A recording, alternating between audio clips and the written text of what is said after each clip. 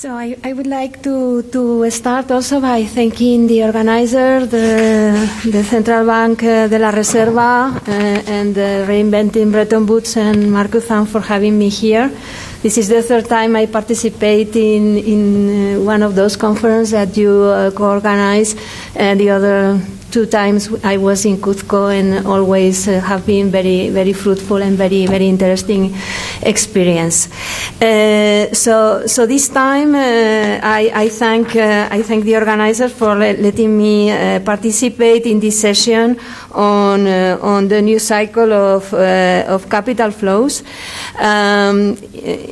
Indeed, the size and variability of capital flows, especially after this latest episode in 2015 of almost a sudden stop for central emerging market economies, has reignited the debate about the policy challenges that are posed in the management of cross-border capital flows. And in this sense, the G20, in collaboration with other important international organizations, the IMF, the BIS, and the OECD, are working hard this year, and I think will be working hard also in the coming quarters and probably in the coming years with analyzing capital flows. And specifically, I think in the G20 program along three lines. The first one is to better understand the dynamics of capital flows, trying to identify and cover the important data gaps that we still have with capital flows. Second, I think the G20 is interested in improving the surveillance of capital flows, and particularly in developing or improving the early warning systems that are already in place. And third, they are working hard, and I think here specifically the IMF, but also the World Bank, as we have seen in the previous presentation, learning from country experiences in order to improve the policy advance that can be given to countries that have to deal with capital flows. So in this setting, my remarks we're going to draw and will draw to a certain extent on a couple of lines of work that we have developed in Banco de España. The first one is a stock-taking review of the literature on benefits, costs, drivers, policies, and international initiatives related to capital flows. We have done that with other central banks from the European Union in a group that Jean-Pierre Landau probably knows well, the IRC. And this stock-taking exercise will be published, I think, shortly as an occasional document by the ECB. I will make some references to it, but I think most of the things I was going to say about this work have already been said or remarked by Poonam. So I will keep short my remarks on this. And then I was also going to draw on some ongoing work that we are developing in Bank of Spain, somewhat in the line of the BIS, about the non-financial companies' issuance in debt in international debt markets. And here, more than finished work is ongoing work, so it is more question marks that I will put forward than many results. So starting with the stock-taking exercise, I will be very quickly because Poonam already stated that there's been a lot of variability of capital flows, both to advanced economies and to emerging market economies over the last decade, and that this variability has been, as she was saying, pretty much related to push factors and the difference in the growth rates between advanced economies and emerging market economies, the monetary policy stance in systemic advanced economies, and also the movements in commodity prices.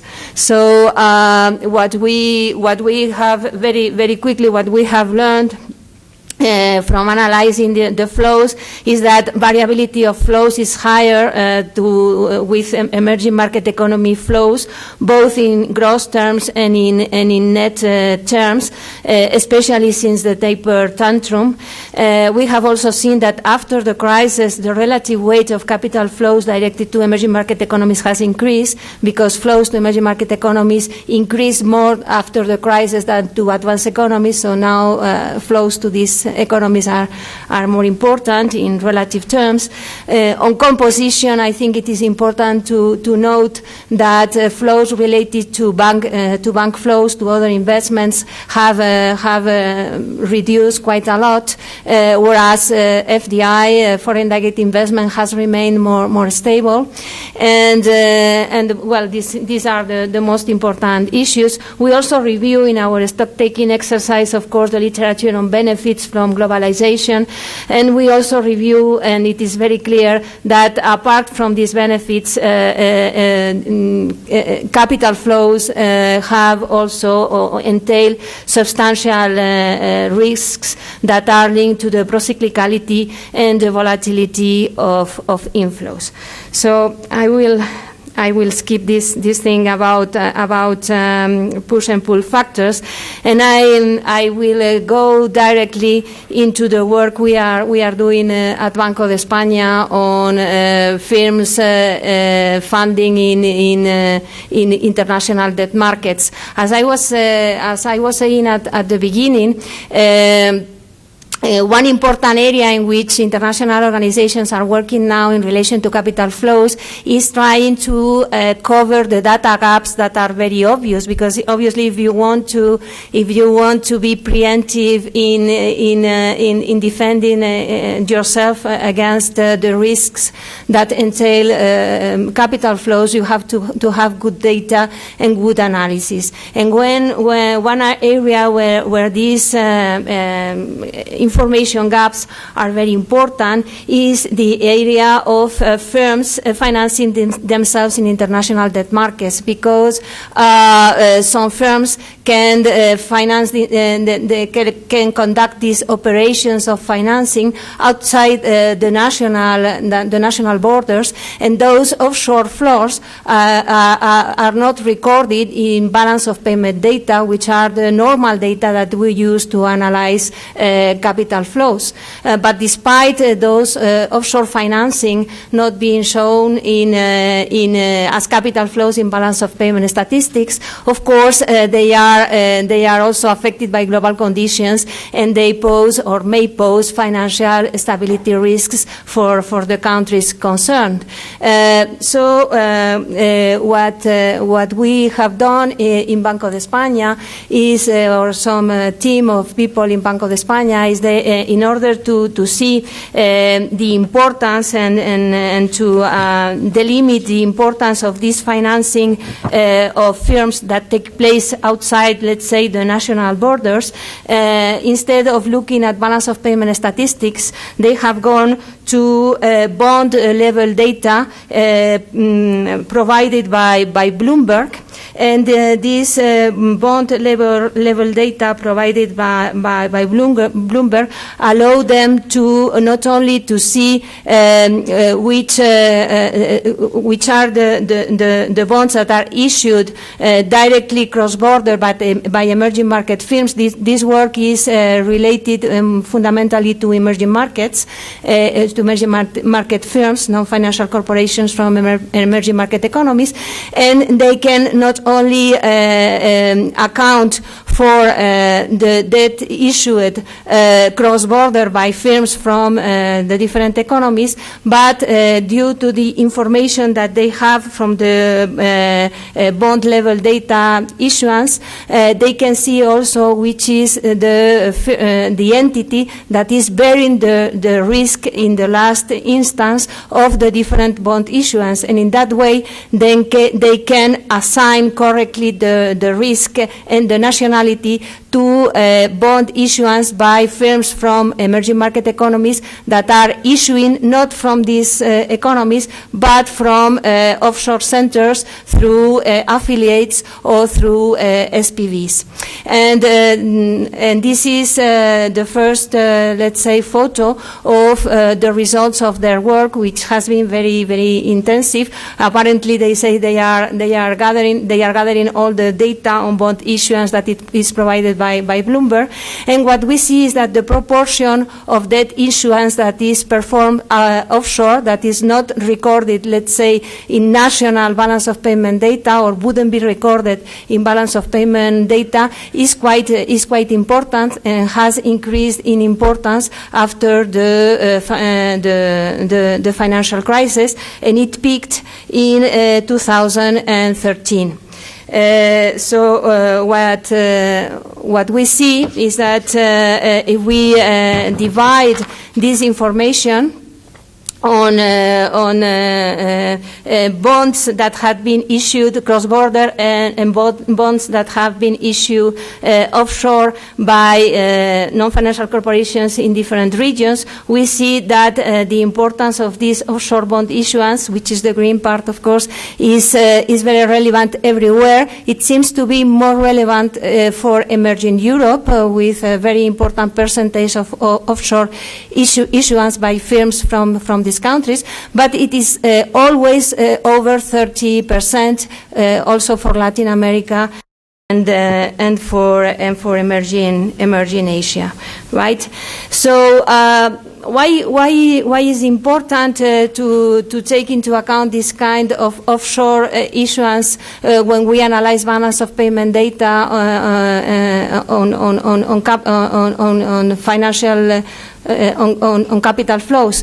Well, I think the right question is, what do firms do with this money they get from offshore issuance? And here we have an example that is taken from the Brazilian case. What we have, again, the green bars, is that the financing that Brazilian firms get from issuing in offshore centers. So in principle, this financing is not recorded in Brazilian balance of payments. And what we have also the red line is the loans that those affiliates of Brazilian firms that are outside Brazil send to their Brazilian parents, and that are recorded in balance of payment as foreign direct investment inflows. And what we see, the shape of these loans from subsidiaries to parent companies more or less traces the same profile as the offshore bond borrowing. So the suspicion is that a lot of this borrowing offshore comes back to Brazil, in this case, in the form of foreign direct investment. So this is important to take into consideration when we analyze balance of payment flows, because foreign direct investment, of course, is assumed to be more stable and financing real investment, whereas probably what we are seeing is more portfolio investment. On the other hand, in many years, the offshore borrowing, the funds borrowed offshore, are bigger than the ones that apparently come back to the Brazilian parents. And the big question here is, what do the companies do with this financing? And I think this is a question mark. We don't know, but obviously this is something that has to be analyzed in order to have a right analysis of the vulnerabilities that those firms acquire through the bond borrowing. So the people that are working on with those data in Banco de España have made a further step, And what they have done is they have matched the different bonds issued by different companies, non-financial companies of emerging market economies, with the financial statements of that company. So they have a big database that relates the bonds issued with the financial statements of the firms that have issued those bonds. And of course, this allows us a little bit to know what are the characteristics of the firms that are issuing in international bond markets, either cross-border or offshore. And here, for example, is a comparison of some of the characteristics of the firms separated by different regions. And what we see in general is that European non-financial corporations that are issuing in international bond markets apparently have better health. They have lower leverage. They have more profitability, their interest coverage ratios are higher, and their liquidity indicators are also better than the firms that come from Latin American countries or Asian countries. And in those two cases, in the case of Latin America and the case of Asia, the similarities are, so the profiles of the characteristics are much more similar, but still we may see that, for example, in terms of leverage, Latin American firms seem to be a little bit more leveraged than the ones from Asia. So this is, again, not, of course, definitive work, but I think the fact that you can match debt funding with firm characteristics allows you to make a lot of analysis, and one of the things they are going to do now is to analyze what do firms do with these funds they get through the debt markets, whether they destined these funds to finance real investment or other types of assets. Yet another thing, I think another interesting insight that you can get from looking at this matching between firms and the bonds they issue in international markets is to see whether international markets are just one market or are different markets and are segmented. And here, what we do or what they do is to see what is the type of issuance by in different international bond markets. In particular, in global bond markets, in institutional U.S. markets, and Euro bonds. And here you have the global bond markets are the blue lines, the blue bars. The green bars are the U.S. institutional bond market, and Euro bonds are the yellow ones. And the important thing here is the type of regulation and the type of requisites that firms are asked to perform when they issue in these different markets is different. The requisites are more strict in global bond markets than in U.S. institutional markets, and again, in these markets are more strict than Eurobond markets, which is the more lax. Right? So what we can see is what is the type of firms that issue in each of these markets, and whether there is any relationship between the characteristics of firms and the kind of strict or not strict regulation in the different markets. And we see that indeed firms that issue in global markets tend to be some markets that are more strict in regulation, but also that allow to, let's say, arrive to a wider set of international investors. So those firms are larger. In general, they have stronger balance sheets. They issue at longer maturities. Those are the blue lines in these graphs that I am showing you. They happen to have more or less the same type of leverage, but when you look at profitability and you look at the interest cover ratio, you see again that firms that issue in global bond markets are also in better shape than the ones that issue in either the U.S. bond market or the Euro bond market.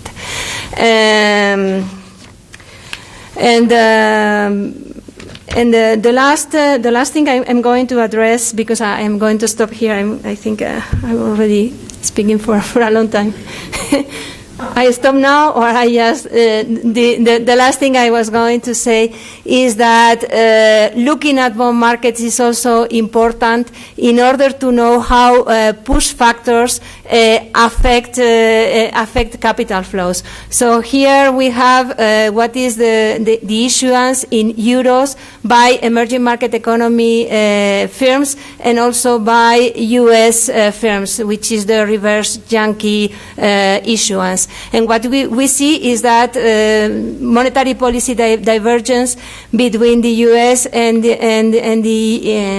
the euro area has been more apparent over the last years. The issuance in euros has increased, which is logical because the cost of issuing in euros theoretically is lower. But when we look at the issuance in dollars, we see that this greater issuance in euros has been coupled also with a greater issuance in dollars by European firms, which may seem a little bit strange in these circumstances of policy divergence. And just the message would be that probably it's not only the differential in interest rates that is playing here, but other types of market characteristics, for example, the hedging costs that are also influencing the type of influence and the type of currency in which firms issue in bond markets. And I will stop here. I'm sorry if I've taken too much time. Thank you, Pilar. Christian?